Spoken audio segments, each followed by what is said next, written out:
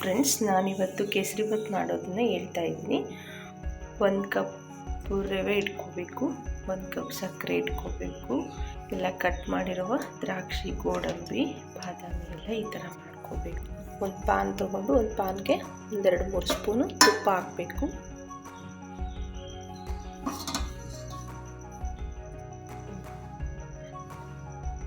ಇದನ್ನು ಈಗ ರವೆನ ಈ ಥರ ಸ್ವಿಮ್ ಇಟ್ಕೊಂಡು ತುಪ್ಪದಲ್ಲಿ ಹಾಕಿ ಹುರಿಬೇಕು.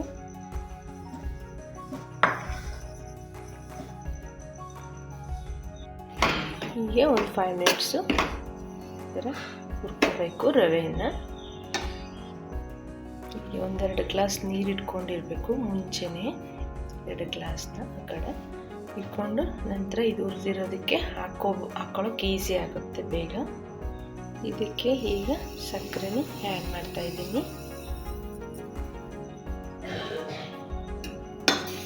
ಇದ್ರ ಜೊತೆಗೆ ಈ ಥರ ಫ್ರೈ ಮಾಡಬೇಕು. ಈ ಥರ ದ್ರಾಕ್ಷಿ ಗೋಡಂಬಿನೆಲ್ಲ ತುಪ್ಪದಲ್ಲಿ ಹುರ್ಕೊಂಡು ಇದಕ್ಕೆ ಮಿಕ್ಸ್ ಮಾಡಬೇಕು. ನಾನು ಕೇಸರಿಬಾತಿನ ಬಣ್ಣ ಹಾಕ್ತಾ ಇದ್ದೀನಿ.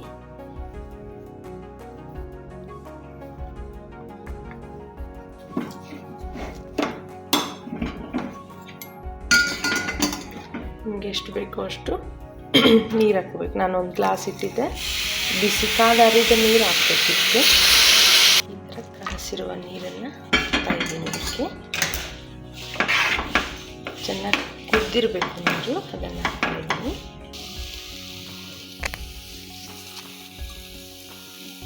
ಈ ಥರ ಚೆನ್ನಾಗಿ 5 ನಿಮಿಷ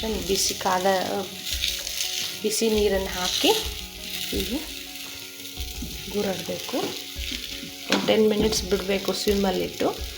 ನಂತರ ಇದನ್ನು ಒಂದು ಬೌಲಿಗೆ ಹಾಕ್ಕೊಂಡು ಟೇಸ್ಟ್ ಮಾಡಬೇಕು. ತುಂಬ ಚೆನ್ನಾಗಿರುತ್ತೆ. Thank you.